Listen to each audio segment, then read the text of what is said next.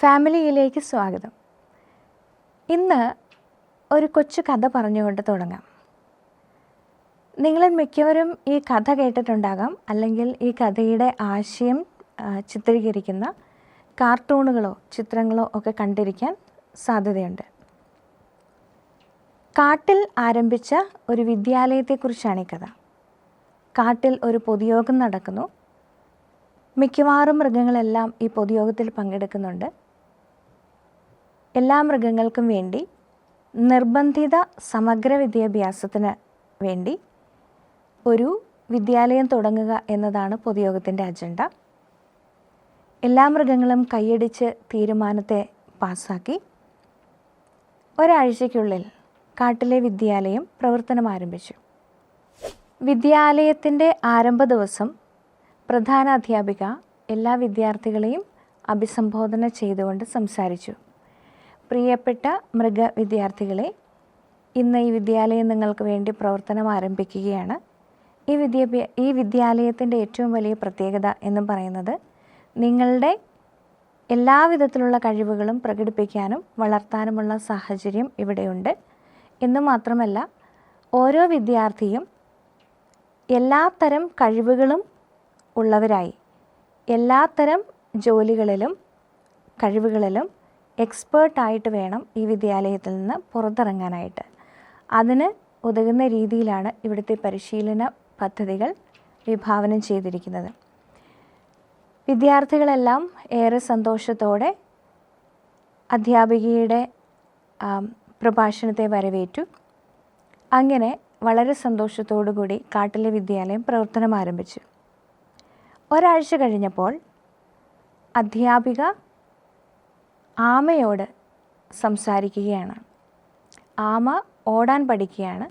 പക്ഷേ എത്ര ശ്രമിച്ചിട്ടും മുയലുമായിട്ട് കമ്പയർ ചെയ്യുമ്പോൾ ആമയ്ക്ക് വേഗത്തിൽ ഓടിയെത്താനായിട്ട് കഴിയുന്നില്ല. അധ്യാപിക ആമയെ ശകാരിക്കാൻ തുടങ്ങി. നിനക്ക് മുമ്പിൽ തീറ്റ വെച്ച് കഴിഞ്ഞാൽ നന്നായിട്ട് ഓടാൻ അറിയാമല്ലോ, ഇപ്പോൾ എന്തുകൊണ്ടാണ് നീ ഓടാത്തത്? നീ വേണ്ടാന്ന് വെച്ചിട്ടാണ്. നിനക്ക് കഴിയും, നിൻ്റെ ഉള്ളിൽ അതിനുള്ള കഴിവുണ്ട്. ആ മുയലിനെ കണ്ടു പഠിക്കൂ, തീർച്ചയായിട്ടും നിനക്കതിന് സാധിക്കും, നിനക്ക് മനസ്സ് വെച്ചാൽ സാധിക്കും, നിനക്ക് മടിയാണ് എന്നൊക്കെ പറഞ്ഞ് വഴക്ക് പറഞ്ഞും മോട്ടിവേറ്റ് ചെയ്യിച്ചും ഒക്കെ അധ്യാപിക ആമയെ ഓടിക്കാനായിട്ട് ശ്രമിച്ചു. പക്ഷേ ആമ എത്ര ശ്രമിച്ചിട്ടും ഓട്ടത്തിൽ പരാജയപ്പെട്ടു. നിരന്തരമായ വഴക്കുകളും വിമർശനങ്ങളും ഒക്കെ കേട്ട് മനമെടുത്ത ആമ രണ്ടാമത്തെ ആഴ്ചയിൽ സ്കൂൾ വിട്ടുപോയി.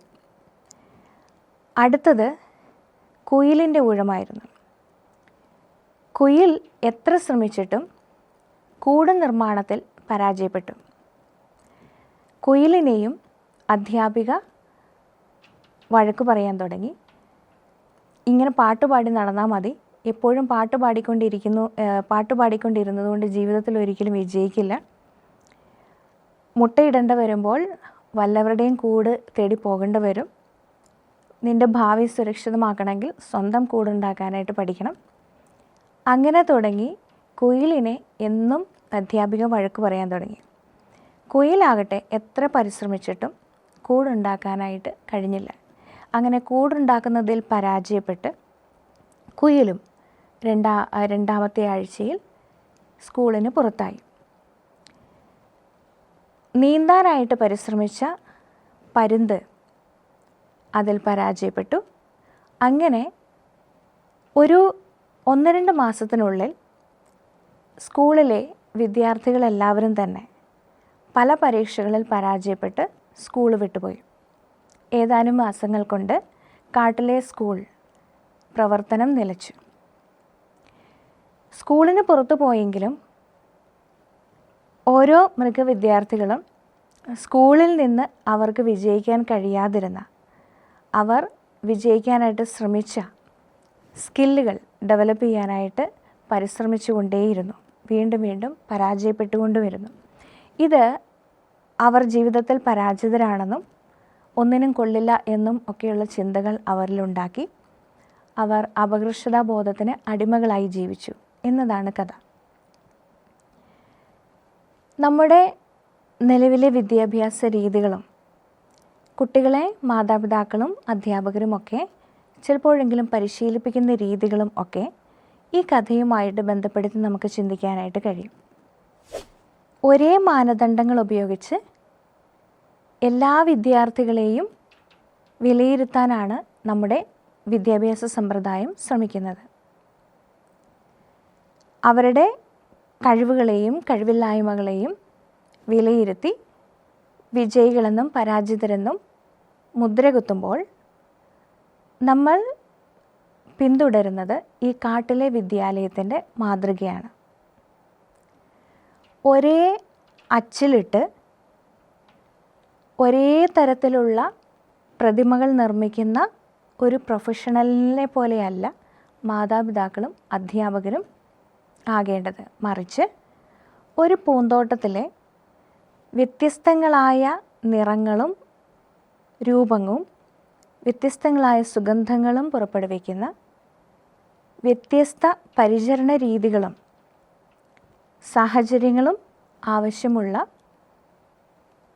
പൂക്കളെ പരിപാലിക്കുന്ന, പ്രത്യേകമായി ഓരോ പൂക്കളെയും പ്രത്യേകമായി പരിചരിക്കുകയും പരിപാലിക്കുകയും ചെയ്യുന്ന ഒരു ഉദ്യാന പാലകൻ്റെ മനോഭാവവും കഴിവുകളുമാണ് മാതാപിതാക്കൾക്കും അധ്യാപകർക്കും വേണ്ടത്. ഓരോ കുഞ്ഞുങ്ങളും വ്യത്യസ്തരാണെന്നും അവരുടെ കഴിവുകളും വ്യത്യസ്തമാണെന്നും അവരുടെ ബുദ്ധിശക്തി വിഭിന്നങ്ങളാണെന്നും തിരിച്ചറിയാൻ കഴിഞ്ഞാൽ മാത്രമേ അവരായിരിക്കുന്നത് പോലെ നമുക്കവരെ അംഗീകരിക്കാനും അവരെ വളർത്തിയെടുക്കാനും സാധിക്കുകയുള്ളൂ.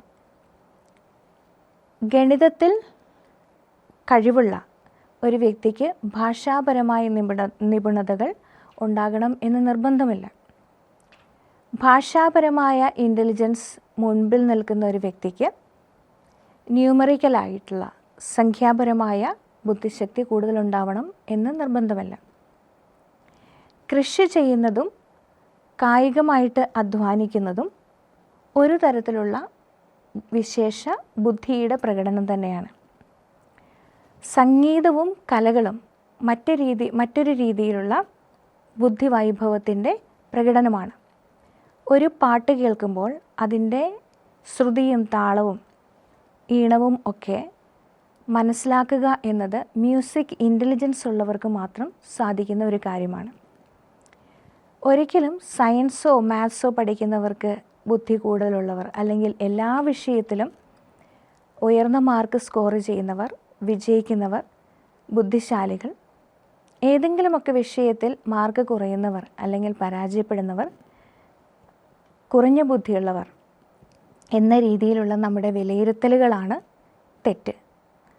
അതായത് പരാജിതർ എന്ന ഒരു വിഭാഗത്തെ സൃഷ്ടിക്കുന്നത് നമ്മുടെ തെറ്റായ മാനദണ്ഡങ്ങളാണ്, വിലയിരുത്തുന്നതിനുള്ള തെറ്റായ മാനദണ്ഡങ്ങളും രീതികളുമാണ്.